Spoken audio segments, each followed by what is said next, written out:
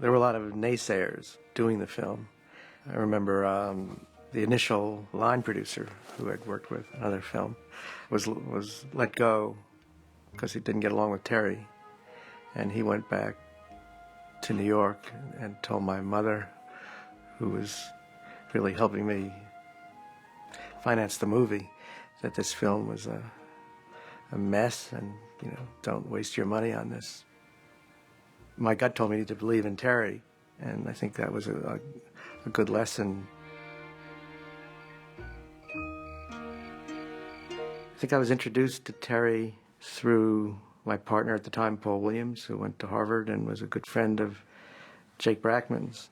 And Jake was good friends of Terry's back then, and there was a group of people I was very impressed by their intellect and good to be around. And I wanted to make films very, very much. I enjoyed the early experiences of working with Paul Williams, and the kind of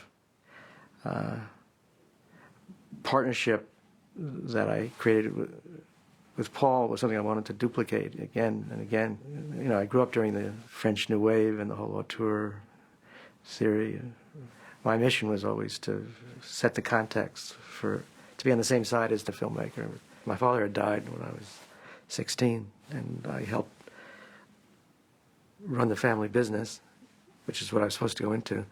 And in return, the toy company gave me the credit to do the first films, including Badlands. They would give us credit at the laboratories and at the equipment houses, so we could use Pressman Toys' credit line to make these films. And so it was through this kind of trade, my helping the family business and the family business helping me. And Terry and I were funding the film with our own meager resources, and we were finding money week to week. And the biggest anxiety was covering the cost, making sure we would be able to keep shooting and have enough money to keep going.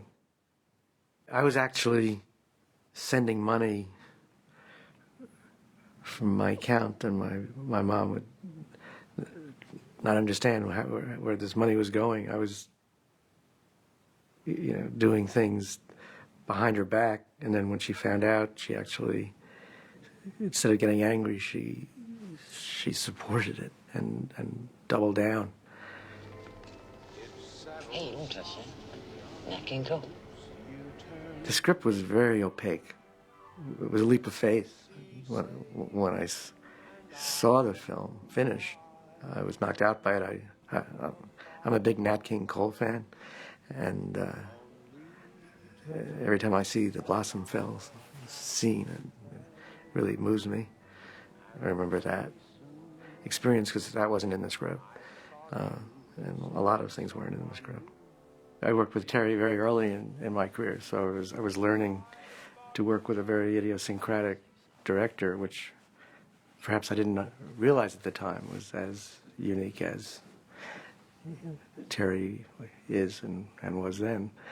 You know, we had a short production schedule, but a very long second unit schedule when Terry went off with a very small crew and spent at least as much time as the full production doing second unit, capturing the nature and the environment around the Badlands area, which was at the time seemed unusual and provocative, but in hindsight it was very smart. I mean, Terry's always talked about the early French New Wave films, which were a big influence on him, Jules and Jim, and some of the films that we all were great admirers of at the time were done with very small, intimate crews.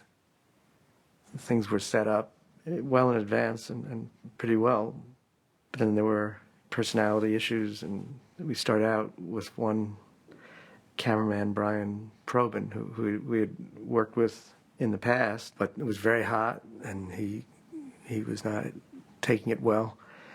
So he and Terry agreed to part ways, and then the assistant cameraman came on, and then Tak Fujimoto came in. So we had 3 cameramans during the course of the production. That was a frantic matter of solution, and amazingly the film seems seamless. because Terry had his vision. He has a very unusual methodology. It's the same reason that I remember the script supervisor, who, as I recall, was a very experienced lady who had worked with Orson Welles, and she felt that Terry was shooting in a way that wouldn't match. So she would insist on having the slate turned upside down to show and protest that this was a shot not done right.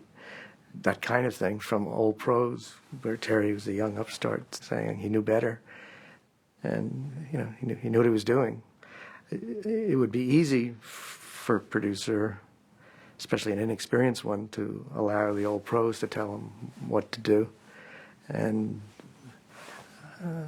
I guess from my tour theory upbringing, I sided with the director. He had same thing with the editor. He had Bob Estrin was the original editor, and he cut the film. And when Terry finished shooting and went to look at what had been put together, he started all over again with Weber to recut the movie. So there were challenges and problems, but Terry seemed very clear on what he wanted, and that made it all work. I think we wanted to get legitimate distribution, which was probably naive on our part. There were films that, again, were, I guess, anomalies at the time, David and Lisa, and the early Cassavetes films, which were distributed theatrically and were shown to the art house audience, and David and Lisa made a big splash and got Oscar nominations and all. So there were examples that gave us the ambition to find distribution. I don't think we ever sort of distributing ourselves. Badlands premiered at the New York Film Festival, and that's what established its reputation. The New York Times review was very strong, even though most reviews weren't, and that's what gave us the momentum to make a distribution arrangement. Other filmmakers in the New York community that I was a part of, which included De Palma and Scorsese, were so impressed and amazed that we could get a studio to pick our film up and to actually pay for what it cost and all that. That was a major accomplishment, and at the time unprecedented. That was like a big deal. And when we made the deal with Warner's, which I think was for $1 million advance, it was like unprecedented in the independent world. I guess the numbers, as I think about it, I think the film maybe cost $750,000 or $800,000, and we sold it to Warner's for $1 million, so that people who had deferments, like Warren, got paid. And I remember Warren saying he'd done like 60 movies and he'd never seen a penny profit or deferment, and here was this little movie, and he actually got his deferment. So that was an accomplishment. Warner's previewed the film on a double bill at the AFCO Theater in Westwood with Blazing Saddles. Not surprisingly, the cards were the worst. I think the guy's name who ran distribution was Greenfield at Warner Brothers, and I remember him saying these are the worst cards in the history of Warner Brothers. They were just dreadful. Most people, nowadays think it was a critically acclaimed film. It wasn't. There were a few very good reviews, including the Times, but by and large the reviews were very negative, and the business, was negligible. Ironically, after the Warner Brothers release of Badlands, which was a failure, we did re-release the film, maybe, I don't know if it was 6 years or 8 years later, and the film, and we arranged our own distribution in Little Rock, Arkansas, which was the least expensive television market, so we could make ads and promote the film on television with modest means. And then we went to Memphis and did the same thing, and then to Dallas. And once the film was proven in Dallas, then Warner Brothers released the film. We had proven that the film could do business. We did the same three-city model with Phantom of the Paradise, with Brian De Palma's film a few years later. And at that time, you could kind of distribute the films yourself.